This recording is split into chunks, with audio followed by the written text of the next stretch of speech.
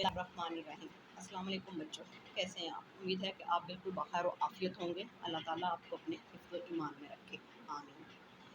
जी 9th class, आज हम अपने सबक के अगले हिस्से की तरफ आएंगे। सबक आराम और सकून था, जिसके पहले 3 सफ़ात की हमने वजाहत कर ली थी, पढ़ लिया था। अल्फाज माने आपको सारे दे दिए गए हैं। तो पिछले सफ़े के मुताबिक क्या थी यही बात कि बीवी जोन सी है वो बार बार शोहर को बातें करके स्टिच कर देती है, ठीक है, और वो बेचारा परेशान हाल बैठा है कि मैं क्या करूं। तो उसी बात को आगे बढ़ाते हुए हम सफ़ा नंबर 50 से रीडिंग स्टार्ट करेंगे कि बीवी। स्टूडेंट्स, ये मैंने बताया था किरदार में बार बार नहीं बोलूँगी, ठीक है, वो आपने खुद समझने हैं। किताब को सामने रखते हुए ध्यान से मेरे साथ साथ फॉलो कीजिएगा।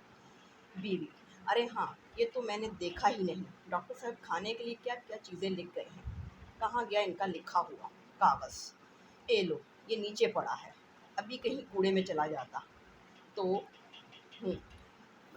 माल्टेड मिल्क, नारंगी का रस, साबूदाने की खीर क्या तैयार करवा दूँ इस वक्त के लिए? मियाँ: जो चीज़ चाहे। इसमें मेरे जी चाहने का क्या सवाल है? खाना आपको है या मुझे? साबूदाना बना देना थोड़ा सा, बस इससे क्या बनेगा? यखनी पी लेते थोड़ी सी, चूज़े की यखनी बनवाए देती हूँ, मकवा चीज़ है। इसमें मकवा मीन ताकत बख्श, ठीक है। वो कहती हैं कि ताकत बख्श चीज़ है, मैं चूज़े की यखनी बनवा देती हूँ। बनवा दो। 2 कदम चलती है, मगर मैंने कहा देर लग जाएगी यखनी की तैयारी में, चूज़ा बाज़ार से मंगवाना होगा। इस लल्लू को तो जानते हो, बाज़ार जाता है तो वहीं का हो रहता है। तो फिर यूँ करती हूँ। सहन में बच्चा पिट पिट गाड़ी चलाने लगता है, यानी कि अब बच्चे की गाड़ी की आवाज़ आने लगती है। अरे भाई, अब ये क्या खटपट शुरू हो गई? मियाँ कहता है कि ये अब क्या शोर आ गया? बीवी: नन्ना है आपका, ईद के रोज़ मेले से ये खिलौना गाड़ी ले आया था। ना इस कमबख्त का दिल इससे भरता है, ना वो कमबख्त टूटती है। यानी कि अब वो गाड़ी की बातें करने लग पड़ती है, उसे कोसने लग पड़ती है। अरे मैंने कहा नन्हे, नहीं मानेगा नामुराद, छोड़ इस अपनी पटपट को, जब देखो लिए लिए फिर रहा है। साहबजादे का दिल किसी तरह पुर होने को नहीं आता, यानी कि भरता ही नहीं है उससे खेलने से। चूल्हे में झोंक दूंगी, यानी कि मैं उसे तोड़ दूंगी इस कमबख्त को। इतने ख्याल भी नहीं आता कि अब्बा बीमार पड़े हैं, शोर गुल से इनकी तबीयत घबराती है। यानी कि अपने शोर को नहीं वो देख रही, वो बच्चे के शोर पर बातें करने लग पड़ती है। मियाँ हूँ पढ़ाता है, कम नहीं हुआ दर्द। तो मैं क्या कह रही थी? खाने का पूछ रही थी। फिर नन्हे की पिट पिट की आवाज़, फिर वही नहीं मानेगा नामरा, ठहर तो जा। उससे में जाती है, मियाँ कराता है, दूर से बीवी की आवाज़ आ रही है, यानी कि बहुत ज़्यादा शोर है वहाँ पर। छोड़ अपनी ये पेट पेट। बच्चा रोने लगता है। चुप नामुराद, इतना ख्याल नहीं, अब्बा बीमार पड़े हैं, डॉक्टर ने कहा है शोरगुल ना होने पाए, यानी कि शोर शराबा ना होने पाए, वो उन्हें तकलीफ़ होगी। चुप, खबरदार जो आवाज़ निकाली गला घूट डालूंगी। बच्चा रोना बंद करने की नाकाम कोशिश करता है। कमबख्त का जो खेल है ऐसा ही बेढंगा है, यानी कि वो खेल ही इस तरह का है। चल इधर, चुप होगा तू, खींचती हुई ले जाती है। मियाँ इस हंगामे से जिच होकर उसे कह रहा है। बीवी की आवाज़ गायब होते ही कमरे में झाड़ू फिरने की आवाज़ आने लगती है। मियाँ चौंक कर, अरे भाई ये गर्द कहाँ से आने लगी? ला हौल वला कुव्वता, अरे क्या हो रहा है? यानी कि वो बड़े ही परेशानी में साथ कहता है कि ये क्या मामला है? आप झाड़ू दे रहा हूँ मियाँ, कमबख्त दफ़ा हो यहाँ से। बीबी जी का बच्चा निकल यहाँ से, कह दे इनसे कि कवाड़ बंद करके जा, यानी कि दरवाजे को, उसने कहता है कि दरवाजे को बंद करके जाओ। टेलीफोन की घंटी बजती और बजती रहती है। अरे भाई कहाँ गई? अरे कोई टेलीफोन सुनने तो आओ। ला हौल वला कुव्वता खुद उठता है। हेलो, मैं इशफाक बोल रहा हूँ। बेगम इशफाक किसी काम में मसरूफ़ है, इस वक्त कमरे में नहीं है। यानी वो कहता है कि मैं इशफाक हूँ और बेगम इशफाक नहीं है कमरे में। यहाँ कोई ऐसा नहीं जो उन्हें बुला लाए। मैं अलील हूँ, मैं बीमार हूँ।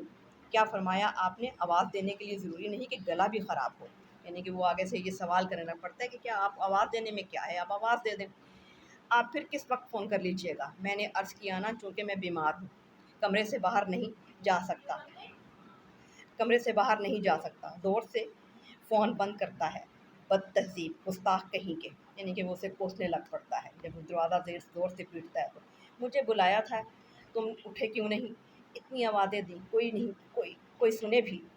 तौबा तौबा, لیٹی لیٹیو میں ذرا گودام میں چلی گئی تھی، یعنی کہ آپ لیٹیں، بیوی کہتی ہے کہ آپ لیٹیں لیٹیں میں ذرا گودام میں چلی گئی تھی، للو کو ریٹھے سے نکال کر دے رہی تھی، بلایا کیوں تھا، ہمسائے کے ہاں گانا شروع ہو جاتا ہے، یعنی کہ اسی جو گفتگو ان کی ہو رہی ہوتی ہے میاں بیوی کی، اس دوران کیا ہے ہمسائے کے گھر سے میوزک کی آواز آنے لگتی ہے، فون تھا تمہارا، کس نے کیا تھا، ہوگا کوئی، اب مجھے کیا پتا، جب اٹھی کھڑے ہوئے تھے تو نام پوچھ لینا، کوئی گناہ تھا، میں نے کہہ دیا تھا پھر کر لیں فون، مفت کی الجھن میں ڈال دیا، اللہ جانے کون تھی اور کیا چاہتی تھی، یعنی وہ کہتی ہے کہ آپ نے تو نام پوچھ لیتے، ہم نے خواہ پریشانی میں ڈال دیا، نہ جانے کون تھی، ارے بھائی کوئی ایسا ضروری کام نہیں تھا اور ورنہ پیغام نہ دے دیتی، تم خدا کے لیے ان ہمسائے کے صاحبزادے کا ہارمونیم اور گانا بند کراؤ، میرا سر پھٹا جا رہا ہے، یعنی کہ وہ بیوی سے کہتا ہے کہ ابھی جو میوزک کی آواز آ رہی ہے اس کو بند کرواؤ، کہ میرے سر میں درد ہو رہا ہے، سر پھٹا جا رہا ہے، میرے سر میں درد ہو رہا ہے،